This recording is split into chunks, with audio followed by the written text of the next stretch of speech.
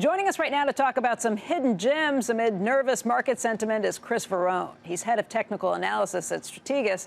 And Chris, I can't even believe I'm calling these hidden gems when your first pick is Apple. That's one of the last stocks I would put as a hidden gem, so explain yourself. Well, you think of it that way, but then you look at the analyst ratings. Apple has the fewest number of buys from the sell side today at any point over the last 10 years.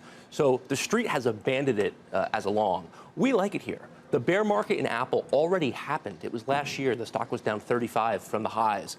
I've been impressed with how resilient it's been here, despite being in the center of the storm. The stock actually acts pretty well. I think the next move here is up, not down. How much of this is going to be tied to what happens with the China trade talks?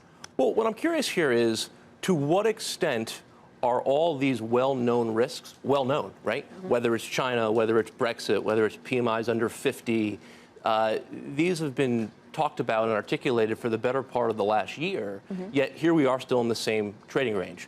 So you think all of that's been baked in, even as potential worst-case scenarios? I think when you look this is still a stock that moves on headlines about trade talks on a daily basis. I think when you look at positioning broadly, I mean, you had $19 billion of outflows from equity ETFs in August. Put-call ratios have been spiking significantly for the last month. So I think you have to ask the question, what is already discounted at these levels? And even yesterday, on a bad headline, the market actually acted pretty well. Declining stocks only beat advancing stocks about 2-to-1. It was very modest under the surface. So I just have to wonder what is already known here. And the way the market behaves, I think the mistake is getting too bearish.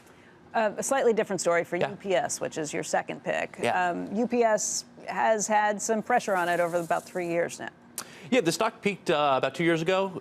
It's down 40% from the highs. I think it's a curious time for an economic cyclical or a bellwether like UPS to be turning up, but that's exactly what it's doing. Bottomed a couple months ago. It's off the lows. 50-day has now crossed above the 200. So we're starting to see the technical signs. Even on bad news, the stock has gone up. So we're starting to see the technical signs that perhaps the sellers have moved on from this one. And it's a very curious name, just given where people presume we are in the cycle. So maybe it's an argument that, hey, something actually is getting better here, or all that bad news on the economy is already priced in.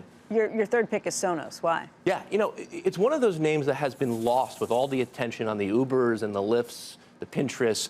Sonos is actually one of the better acting names among the IPO space over the last several months. They cut the stock in half from 20 to 10 over the last year, quietly bouncing around the bottom. Over the last couple of weeks in a tough market, actually acting better. I think it's one to take a shot on in this kind of neglected IPO space.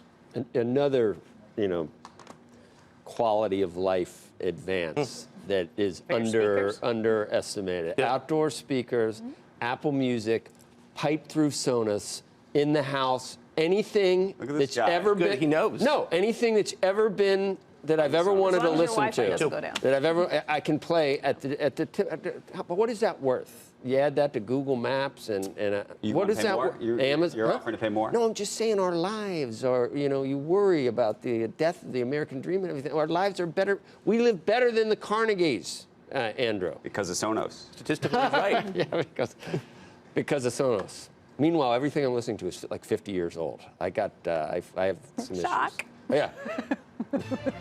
Led Zeppelin 1. I cannot believe that the drummer. I can't believe you're back to that. I cannot thought you believe shook off of that and you I were did it, listening but I listened to it music. yesterday, and I guess I never appreciated Jimmy Page and the drummer. Because you didn't have it on the right speakers.